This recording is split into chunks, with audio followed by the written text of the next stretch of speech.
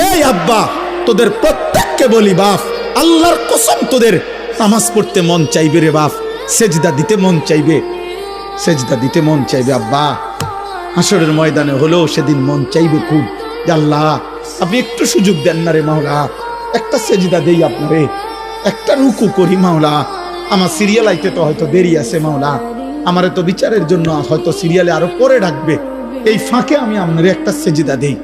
আল্লাহ বলেন ওয়ালাউ শি'না লাআতাইনা কুল্লা নাফসিন হুদাহা।